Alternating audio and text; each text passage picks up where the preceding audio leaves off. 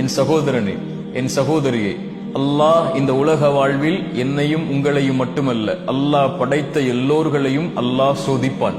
வலனபுலுவன்னக்கும், படைப்புகளை படைக்கும் போதே அவன் சொன்ன செய்தி அது. நிச்சயமாக நான் சோதிப்பேன். செல்வத்தை எடுத்து சோதிப்பேன், உயிர்களை பறித்து சோதிப்பேன், உடைமைகளை எடுத்து சோதிப்பேன், இப்படி பசியை கொடுத்து சோதிப்பேன், இப்படி எல்லா வழிகளிலும் நான் சோதிப்பேன். ஆனால் பொறுமையாளர்களுக்கு சொல்லுங்கள் ஒரு செய்தி என்று அல்லாஹ் சொல்லவில்லை. வபஷ்ஷிரிஸ் சாபிரீன், பொறுமையாளர்களுக்கு நல்ல செய்தியை, நற்செய்தியை நபியை சொல்லிவிடுங்கள். என்ன நற்செய்தி? அல்லதீன இதா அஸாபத்துஹும் முஸீபா, அவர்களுக்கு ஏதாவது சோதனை ஏற்பட்டால் அவர்கள் என்ன தெரியுமா சொல்லுவார்கள்? இன்னா லில்லாஹ், நாங்கள் அல்லாஹ்வை சார்ந்தவர்கள். வ இன்னா இலைஹி ராஜிஊன், அவனிடத்தில் தான் நாங்கள் செல்ல இருக்கிறோம். எங்களை படைத்தவன் அவன், எங்களை மரணிக்க செய்பவனும் அவன்தான். அவனுடைய நாட்டத்தை மீறி எங்களுடைய வாழ்வில் எதுவும் நடக்காது.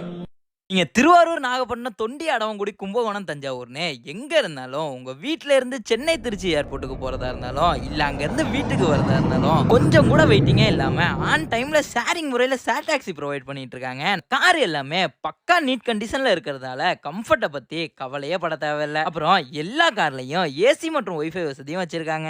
அந்த மாதிரி நீங்க வெளிநாட்டுல இருந்து எத்தனை பொட்டி எடுத்துட்டு வந்தாலும் அதை பத்திரமா எடுத்துட்டு போக அதை டிக்கில வைக்கிறது மட்டும் இல்லாம எல்லா கார்லயும் கேரியர் வசதியும் பண்ணி வச்சிருக்காங்க.